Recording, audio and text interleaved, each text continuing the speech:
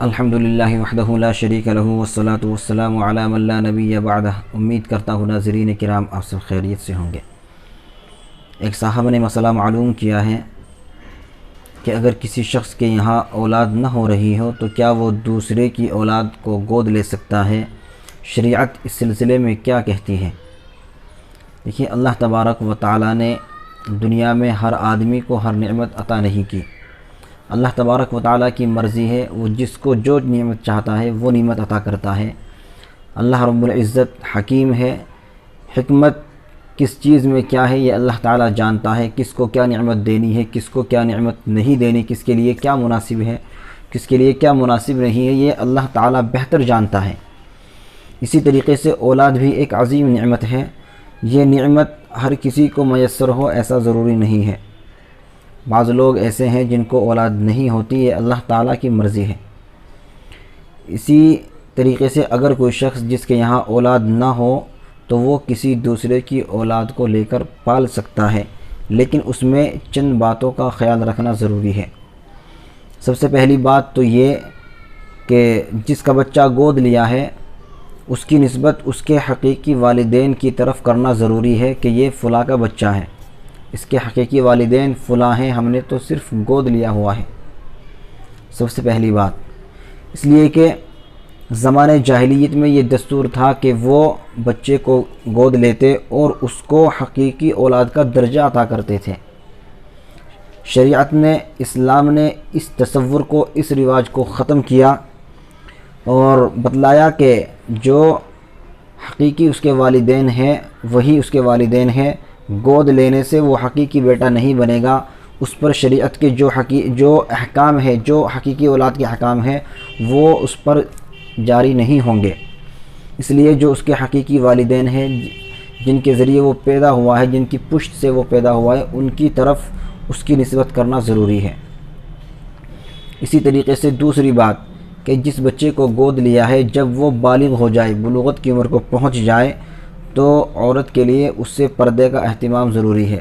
اور جنہوں نے اس کے گود لیا ہے، اگر لڑکا گود لیا ہے تو عورت کو چاہیے کہ اس سے پردہ کرے، پردے کا اہتمام کرے۔ یا پھر اس کی شکل یہ ہے کہ جنہوں نے گود لیا ہے وہ عورت اس بچے کو مدت رضاعت میں، جب بچہ چھوٹا ہوتا ہے اس وقت مدت رضاعت کے اندر اگر اس کو دودھ پلا دے گی تو وہ عورت اس کی رضاعی ماں بن جائے گی اور وہ آدمی اس کا باپ بن جائے گا، رضاعی باپ بن جائے گا۔ اسی طریقے سے اگر وہ عورت دودھ نہیں پلا سکتی تو اس عورت کی بہن اگر اس کو دودھ پلا دے گی تو پھر یہ عورت اس کی رضاعی خالہ بن جائے گی۔ اور اگر لڑکی گود لی ہے یا تو وہ عورت ہی دودھ پلا دے جس نے گود لیا ہے تو اس کی رضاعی ماں بن جائے گی، یا اگر وہ دودھ نہ پلا سکے تو جو شوہر ہے اس کی بہن اس بچے کو دودھ پلا دے تو وہ عورت اس کی رضاعی ماں بن جائے گی، اور جس نے بچہ گود لیا ہے وہ اس بچی کا رضاعی ماموں بن جائے گا۔ اس صورت میں بھی اس سے پردے کا حکم نہیں ہوگا۔ تیسری بات یہ ہے کہ جس بچے کو گود لیا ہے اس کو وراثت میں کوئی حصہ نہیں ملے گا، اس لیے کہ وہ حقیقی اولاد نہیں ہے۔ تو ان باتوں کا خیال رکھنا ضروری ہے بچے کو گود لیتے وقت۔ ہاں، جس بچے کو اپنے گود لیا ہے اس کی تربیت کرنے کا اور اسی طریقے سے اس کو ادب و اخلاق سکھانا، اس کی تربیت کرنا، پرورش کرنا، اس کا ثواب ضرور ملے گا۔